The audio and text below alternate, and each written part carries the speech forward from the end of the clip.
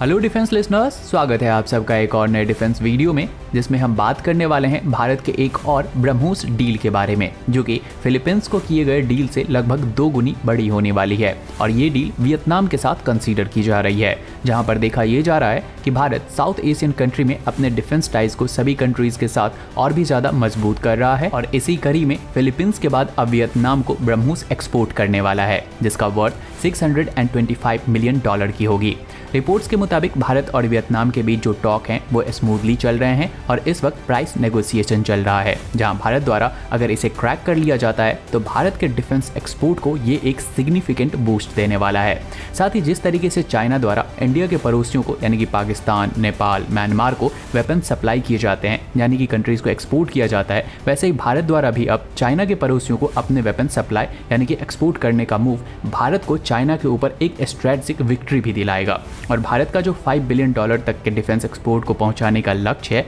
तो उसे भी फुलफिल करने में ये एक मेजर माइलस्टोन होगा। वहीं अगर अब तक देखें तो भारत द्वारा $1.9 बिलियन के डिफेंस एक्सपोर्ट को अचीव किया जा चुका है, लेकिन ये $5 बिलियन के सामने आधा भी नहीं है। और भारत को अभी बहुत सारे एक्सपोर्ट की जरूरत पड़ने वाली है, क्योंकि कंट्रीज के साथ डिफेंस टाइज करके और डिफेंस एक्सपोर्ट करना एक $multi-billion मार्केट है, जिस पर हमेशा से वेस्ट का कंट्रोल रहा है। और एशिया में सिर्फ चाइना ही है जो इस डिफेंस एक्सपोर्ट मार्केट में वेस्ट को टक्कर दे रहा है, लेकिन वो बहुत ज़्यादा काफ़ी नहीं है। इसके साथ ही वेस्ट के वेपन के प्राइस जो हैं वो बहुत ही ज़्यादा होते हैं और रशिया से वेपन परचेज करके कंट्रीज़ को यूएसए से डायरेक्ट पंगा लेना पड़ता है, फिर सैंक्शंस खेलने पड़ते हैं। और चाइना के प्रोडक्ट कैसे होते हैं तो ये किसी से छुपी बात तो है नहीं। तो ऐसे में भारत के पास वो बिग अपॉर्चुनिटी है जो भारत को इस $multi-billion मार्केट में एक बिग प्लेयर बना सकता है, क्योंकि जब कोई कंट्री आपसे डिफेंस आइटम को परचेज करता है तो वो चाह के भी आपके खिलाफ नहीं जा सकता, क्योंकि सिक्योरिटी इंटरेस्ट ऐड हो जाता है। और साउथ एशिया से लेकर मिडिल ईस्ट और लैटिन अमेरिका से लेकर अफ्रीका,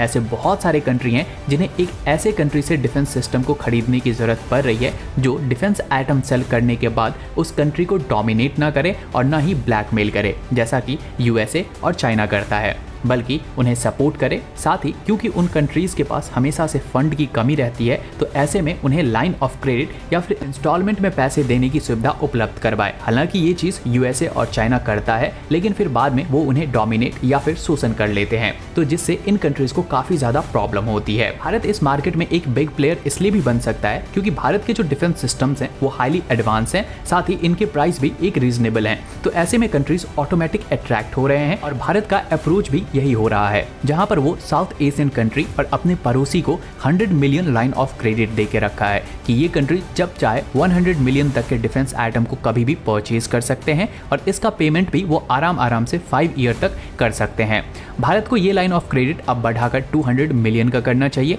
क्योंकि 100 मिलियन में कोई बड़ा इक्विपमेंट परचेज नहीं किया जा सकता, लेकिन अगर ये 200 मिलियन तक होगा तो कंट्रीज इस लाइन ऑफ क्रेडिट से फाइटर जेट लेने का भी सोच सकते हैं, क्योंकि अगर हम तेजस का कॉस्ट देखें तो वो लगभग 42 to 45 मिलियन डॉलर का पड़ता है। ऐसे में अगर किसी कंट्री के पास 200 मिलियन का लाइन ऑफ क्रेडिट होगा तो वो ऐसे 4 या 5 फाइटर जेट लेने की सोच सकते हैं। इसके अलावा जैसा कि मान लीजिए कि इस वक्त वियतनाम $625 मिलियन का ब्रह्मोस डील करने वाला है, ऐसे में 100 मिलियन का लाइन ऑफ क्रेडिट तो है ही, वहीं अगर 100 मिलियन का और दे दिया जाएगा तो वियतनाम को इस वक्त सिर्फ 425 मिलियन ही पे करने पड़ेंगे और 200 मिलियन को वो मिनिमम इंटरेस्ट रेट पर 5 to 10 ईयर तक पे करते रहेंगे। इसमें से भी एक काम और हो सकता है कि अगर भारत 100 मिलियन के ऊपर कोई भी इंटरेस्ट ना ले और सेकंड जो $100 मिलियन है उसके ऊपर इंटरेस्ट ऐड करके लिया जाए, तो ये अप्रोच और भी ज़्यादा बेटर हो सकती है। हालांकि भारत द्वारा ये अप्रोच भी अपनाया जा रहा है और अगर सेम ऑफर अफ्रीकन कंट्री को भी भारत द्वारा दिया जाता है तो फिर वो लोग भारत को अपना डिफेंस एक्सपोर्टर बना सकते हैं